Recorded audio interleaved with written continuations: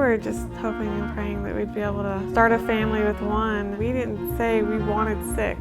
Yeah, the human uterus was meant to have one baby. When you start talking about litters, the risks go up. I mean, I would have never guessed that we would have to do in vitro because of the money. I didn't want to go into the poorhouse trying to have kids. Oops. Yeah. You're worth every penny, though. After years of trying, Carrie and Jeff Mastera finally had a baby or two. They used in vitro fertilization, or IVF, to conceive their twins, Max and Wes. Religion didn't play a large aspect in their birth. It was a miracle of science. Although couples like the Masteras seek these treatments to conceive one child, perverse economic incentives often drive them to accept the greater risk of twins, triplets, and even more. We live in a very consumer-oriented society, and unfortunately having a pregnancy isn't like buying a car. There are a lot more significant risks than you would think that there are. A cottage industry of TV programs showcase bigger and better families. We decided to try for just one more. And ended up with 6. But these shows fail to highlight the potentially bad outcomes of multiple pregnancies. Today, babies can survive being born at less than 1 pound. Yet they spend months in costly intensive care and can suffer from long-term disabilities. Despite these risks, eager couples crave children at any cost. I think people are so desperate at that time in their life. They really want to reproduce. They want children, and they are willing to take the risk. In suburban Denver, having a baby became an obsession for middle-class couple Carrie and Jeff Mastera. After years of failed attempts, they started a blog. Our stork got lost. But the Masteras were soon distracted by other worries. Their insurance didn't cover fertility treatments, so they had to pay for everything themselves. You know, you're an emotional basket case because you're on all these hormones. We'd be constantly worried about money, you know, like constantly. Like, are we going to be able to pay our phone bill this month or our mortgage? High costs often steer infertile couples towards inexpensive procedures that carry higher risks for mother and child and increase their chances of multiples. Thomas and Amanda Stansel of suburban Houston couldn't afford IVF, which allows more control over the numbers of potential babies. The cost was way too expensive, and my insurance didn't cover that. Their insurance did pay for 6 rounds of a less costly procedure, intrauterine insemination, or IUI. We said, well, let's just keep using all of our chances and see if we can get a successful pregnancy with it. But the Stansels had other health issues. Mrs. Stansel is a type 1 diabetic with endometriosis and a blocked fallopian tube. Even with fertility treatments, a pregnancy would be risky. You go to the doctor and they're like, well, you've got this, this, and this that's causing you to be infertile or have fertility issues. You're like, great. And the first thing I thought in my mind is, we'll never be able to have kids. But the procedure is highly unpredictable. With IUI, the sperm is injected directly into a woman's uterus, often after a woman takes fertility drugs to increase her chances of getting pregnant. Mrs. Stansel's doctor prescribed Gonal F, a powerful fertility drug. It produced dizzying results. First time we produced twins, we lost them at 18 weeks. And then we had a ectopic pregnancy. Ectopic. The stress of losing 2 pregnancies within a year was overwhelming. You think, oh, great, we're on the road to success here, we're having a kid, you know, perfect. So yeah, that was really hard. It's hard to, you know, go through each day knowing that your babies aren't growing in you anymore. And just knowing you have to go through that whole process again of infertility treatments. It's like, oh gosh. And then going through it again and having ectopic pregnancy, it makes you numb, thinking, great, you know, another problem. On the 3rd try, the Stansels got more than they bargained for. Mrs. Stansel became pregnant with sextuplets, 6 babies, crowded into a uterus designed for 1. And then finding out 6, it's definitely overwhelming. But we're excited that so far all has gone well and hope we'll have our family.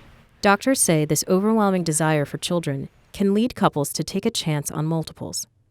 and the emotional and financial roller coaster of fertility treatments can complicate decision-making. You can become sort of numbed by the whole process. Some of these are women who feel that this is their last chance to have a baby, or they may have made a big financial investment and don't necessarily have additional resources to draw on should they want to have another pregnancy. So people have a lot of competing pressures. The Masteras' attempts to have a family were quickly draining their finances. In 1 year, they spent almost a quarter of their income on medical bills. Like, we both really, really wanted kids, but we got to the point where we were like, you know, we did everything we could have and we were out of money. Emotionally drained, but willing to take one last chance, the Masteras went to Conceptions, a fertility clinic outside Denver. They decided to try IVF. I mean, it's just something that was really important to him to try it. So I said, all right, well, we got one shot. So we're either doing adoption or we're doing in vitro. And when it's done, it's done. In IVF, eggs are fertilized in a lab and the resulting embryos are implanted in the womb.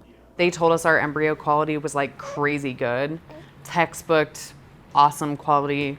At that stage, the Masteras were given a choice, 1 or 2 embryos. In the U.S., couples like the Masteras have more autonomy on that decision.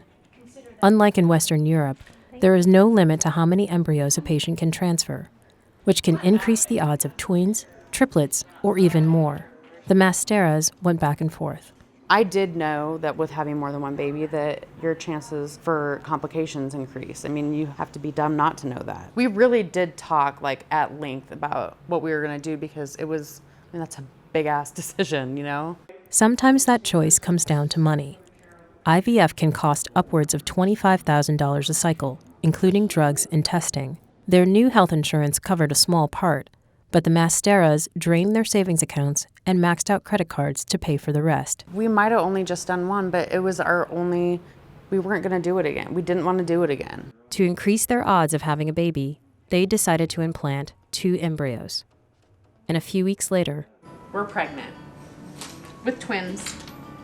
Yay! Like the Stansels, they were excited about their growing family, but the costs and risks of carrying multiple babies to term would be enormous for both families. First, there are the risks for the babies. They are frequently born premature, and they are more likely to be born small. Doctors feel expectant parents, desperate to have children, don't fully grasp the implications. You don't have a picture in your mind of what raising a child with cerebral palsy is like.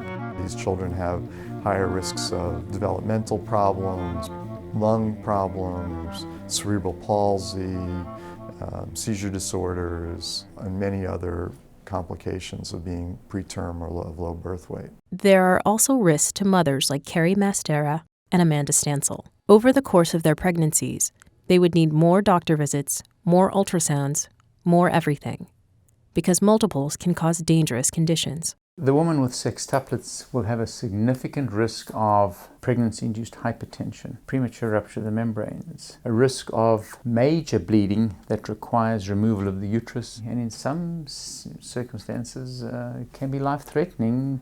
Knowing these risks, why would anyone gamble with bad outcomes?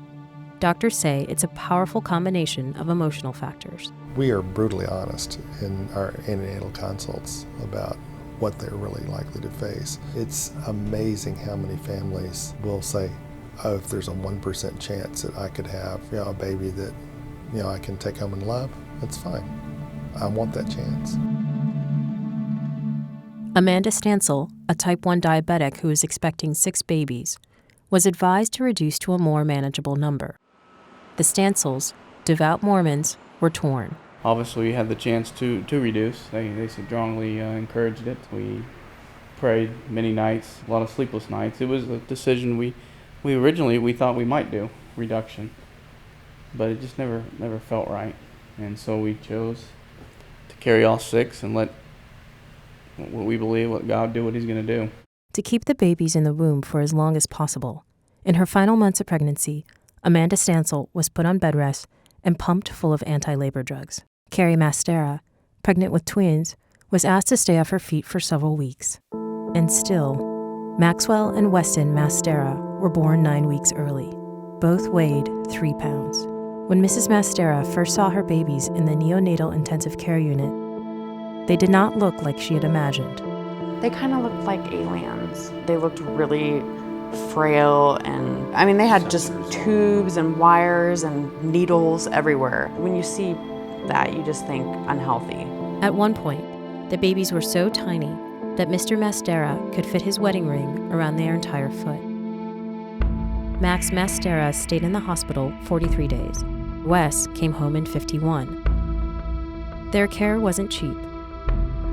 Medical bills for the boys exceeded $1.2 million. We have families that, have babies in here for, 3 or 4 or 5 months, and they've reached the lifetime limit of their medical coverage. Ironically, while the costs of Mrs. Mastera's expensive fertility treatments were barely covered, the $1 million hospital bill was picked up by her insurance, United Healthcare. The CDC is exploring the option of having insurance companies cover expensive treatments like IVF. If these were covered, they say, couples would have less incentive to implant more embryos and could avoid costly hospital stays. I don't know if I'll ever forget how horrible I felt by them coming early. And I don't know if I'll ever forget about how long we struggled. Now home, the babies are thriving and developing their own personalities. Max, the smaller twin, is quiet and thoughtful. Wes, the younger twin, is fussy and demanding. Weston Skinner.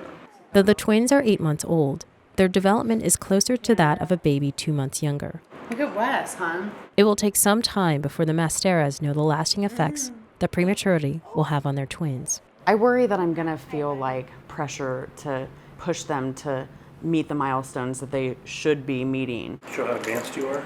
But then I think about it and it's like, I shouldn't care about that, Like they're healthy and happy and doing awesome. The Stansels were not as lucky. Who are fighting for their lives. A joyous week takes a devastating turn for a local family. Amanda Stansel went into premature labor at 23 weeks and several days, more than 3 months before her due date. At 24 weeks, we have no choice. They have to try to save the babies. But at 23 weeks, it's up to us. And so Dr. Krishan asked us, he said, what do you want us to do? Do you want us to have a cesarean and try to save the babies, or just do vaginally and let them go? And of course, it was a no-brainer for us. We'll try to save them. At least give them that chance. You never know. Most of the Stansel babies, 4 girls and 2 boys, weighed less than 1 pound at birth. Well, they're little, of course, but they look like little babies, just little. Until recently, it wasn't even possible for babies this small to survive outside the womb. But while the care for premature babies has improved, the developmental risks remain.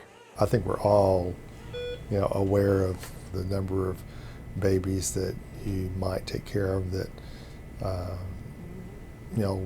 won't be productive members of society. Sure, we don't encourage families to, go forward with resuscitating a baby that early. In this sort of a circumstance where, the family was asking that everything be done, we did what they asked. Within the first month, 3 of the Stansel babies died. The remaining 3 will be in the neonatal intensive care unit for several months. The outlook is grim. I don't think I really realized how tough it would be. I didn't realize the ups and downs and how much of an emotional roller coaster it is. It's not fun. It's what's gotten us through our strong beliefs, and we're blessed with those 3 beautiful little girls, so it makes it all worth it right there. They're unfortunately, not the first family that's had, multiples with bad outcomes. I doubt they're going to be the last.